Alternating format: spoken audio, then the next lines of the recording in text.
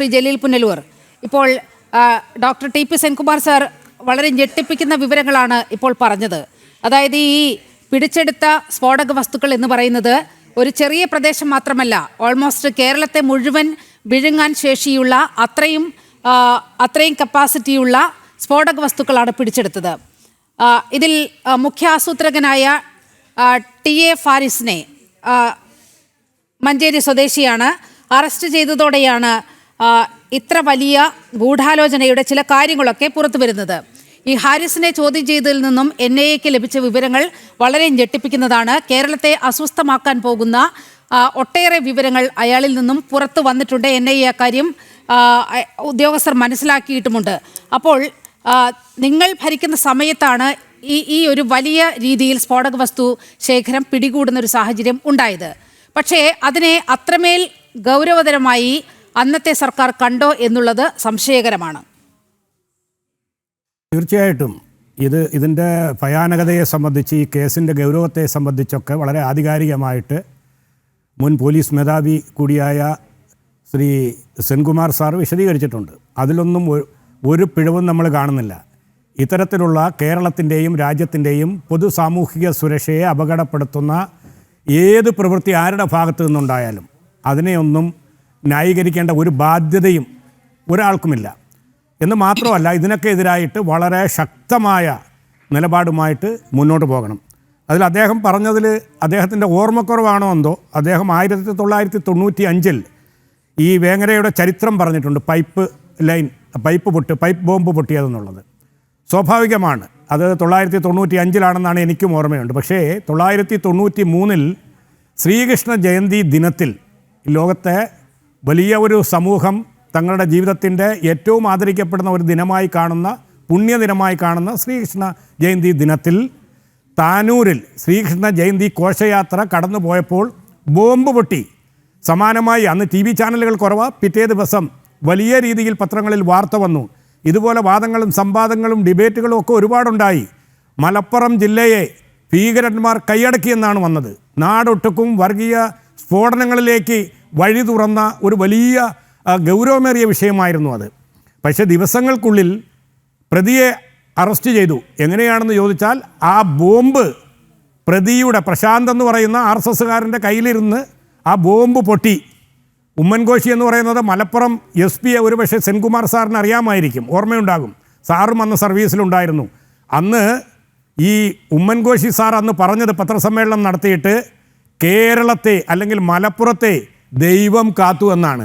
അപ്പോൾ ഈ മലപ്പുറത്തുനിന്നുള്ള എല്ലാ ഇന്ത്യ രാജ്യത്ത് എവിടെയും സാമൂഹിക സുരക്ഷയെ അനിക്കുന്ന പ്രവൃത്തി ഏത് ഭീകരൻ്റെയോ തീവ്രവാദിയുടെയോ ആരുടെ ഭാഗത്തു നിന്നുണ്ടായാലും അതിൻ്റെ നിയമത്തിൻ്റെ വഴി നോക്കണം. പക്ഷേ ചില പ്രദേശങ്ങളെ ടാർഗറ്റ് ചെയ്തുകൊണ്ട് ഇത്തരത്തിലുള്ള ചില വാർത്തകൾ, അതിന് ചില പ്രത്യേക മേമ്പൊടിയൊക്കെ ചേർത്തുകൊണ്ട് മുന്നോട്ട് വരുന്നത് വളരെ അപകടം ചെയ്യും, പ്രത്യേകിച്ച് കേരളത്തെ പോലെയുള്ള ഒരു സംസ്ഥാനത്ത്. ഇപ്പോൾ ഇവിടെ കുംഭമേളയെ അപകീർത്തിപ്പെടുത്താനോ അട്ടിമറിക്കാനോ, അത് ഞാൻ ശരാശരി പറയാം, മലപ്പുറം ജില്ലയിൽ 60, 65, 70% മുസ്ലിം ജനവിഭാഗമാണ് വസിക്കുന്നതെന്നാണ് ഞാൻ വിശ്വസിക്കുന്നത്. അതിൻ്റെ ചുറ്റുപാടുമൊക്കെ മുസ്ലിങ്ങളാണ്. എനിക്ക് പരിചയമുള്ള ഒരുപാട് പേര് അവിടെ ഉണ്ട്. ഞാൻ അവരോടൊക്കെ ചോദിച്ചപ്പം അവർ പറഞ്ഞത്, നടത്തുന്നവരാരായാലും എല്ലാ വർഷവും ഇതുപോലെ കൃത്യമായി കുംഭമേള നടത്തണമെന്നാണ് ഞങ്ങളുടെ ആഗ്രഹം. കാരണം അവർക്ക്, സാധാരണക്കാരന് കപ്പലണ്ടി വിറ്റും കടല വിറ്റും ഇത്തിരി സാമ്പത്തിക സ്ഥിതിയുള്ളവന് വലിയ ഹോട്ടൽ നടത്തിയും, നേരത്തെ സാറ് പറഞ്ഞതുപോലെ വെള്ളക്കച്ചവടം നടത്തിയും കാർ പാർക്കിംഗ് നടത്തിയും ഒക്കെ വലിയ രീതിയിലുള്ള പണം സമ്പാദിക്കാൻ സാധിക്കുന്ന ഒരു മേളയായിട്ടാണ് അവരതിനെ കണ്ടത്. പിന്നെ ഒരു ആത്മീയപരമായി മനുഷ്യന് ദൈവവിശ്വാസവും അല്ലെ മതവിശ്വാസവും ഒക്കെ കൂടുതലുണ്ടാകുന്ന ഒന്നിനെ സംബന്ധിച്ച് മലപ്പുറത്തുകാർക്ക് കൂടുതൽ ഇഷ്ടമുണ്ടാകും. അതിനെക്കുറിച്ച് പറയുമ്പോൾ, മലപ്പുറത്തിൻ്റെ പൊതു പശ്ചാത്തലത്തെക്കുറിച്ച് പറയുമ്പോൾ നമുക്കറിഞ്ഞൂടാ. മലപ്പുറത്തിൻ്റെ ഏറ്റവും വലിയ ആത്മീയ നേതാവായിരുന്നു മമ്പുറം തങ്ങൾ. മമ്പുറം തങ്ങളുടെ സെക്രട്ടറി എന്ന് പറയുന്നത് കോന്ത് നായരായിരുന്നു. മറ്റൊരു ആത്മീയ നേതാവായിരുന്നു കൊണ്ടോട്ടി തങ്ങൾ. കൊണ്ടോട്ടി തങ്ങളുടെ തൻ്റെ സെക്രട്ടറി ആയിട്ട് വെച്ചത് ഏതെങ്കിലും ഒരു ആ വിശ്വാസവുമായി ബന്ധപ്പെട്ട ആളല്ല. അപ്പം മലപ്പുറത്തിൻ്റെ പൊതു ചുറ്റുപാടെന്ന് പറയുന്നത് സ്നേഹത്തിൻ്റെയും സാഹോദര്യത്തിൻ്റെയും വിട്ടുവീഴ്ചയുടെയും വിശാലതയുടെയുമാണ്. ഒന്നുകൂടി ഞാൻ പറയാം, പോലീസ് ഡിപ്പാർട്ട്മെൻറ്റിലടക്കം, വിദ്യാഭ്യാസ മേഖലയിലടക്കം, മറ്റ് സർക്കാർ സർവീസിലടക്കം ഒരു കാലഘട്ടത്തിൽ ഈ തെക്ക് നിന്നൊക്കെയാണ് ധാരാളം ആളുകൾ മലപ്പുറത്ത് പോയിട്ടുള്ളത്. എൻ്റെ നാട്ടിൽ നിന്നൊക്കെ രാമേന്ദ്രൻപിള്ള സാറ് അടക്കം ഒരുപാട് പേര് പോയിട്ടുണ്ട്. ഞാൻ അവിടെ അടുത്ത് ചോദിച്ചിട്ടുണ്ട്. ആ പോയവരൊന്നും പിന്നെ തിരിച്ചു വന്നിട്ടില്ല. അവിടെ വസ്തു വാങ്ങിച്ചു, വീട് വെച്ചു, അവർ അവിടെ താമസിക്കുന്നുണ്ട്. ഏറ്റവും വൈറലായ ഒരു യൂട്യൂബ് ഉണ്ട്, ഒരു ക്ലിപ്പിംഗ് ഉണ്ട്. ഒരു പെൺകുട്ടിയുടെയാണ്, പെൺകുട്ടിയല്ല, ഒരു വലിയ സ്ത്രീയാ. SBIയുടെ മാനേജറായിരുന്നു മഞ്ചേരിയിലെ. അവരിപ്പോൾ അവിടെ താമസം. അവർ പറഞ്ഞു മലപ്പുറത്തെ സംബന്ധിച്ച് ആരെങ്കിലും എന്തെങ്കിലും പറയുന്നതല്ല, എൻ്റെ ജീവിതം കൊണ്ട് ഞാൻ കണ്ടറിഞ്ഞതാണ്.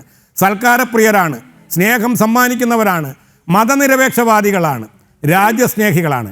രാജ്യത്തിൻ്റെ സ്വാതന്ത്ര്യ സമരത്തിൽ പൂക്കൂട്ടൂർ യുദ്ധത്തിലടക്കം തുല്യതയില്ലാത്ത പോരാട്ടം നടത്തിയവർ, ജീവൻ ബലി നൽകിയവർ.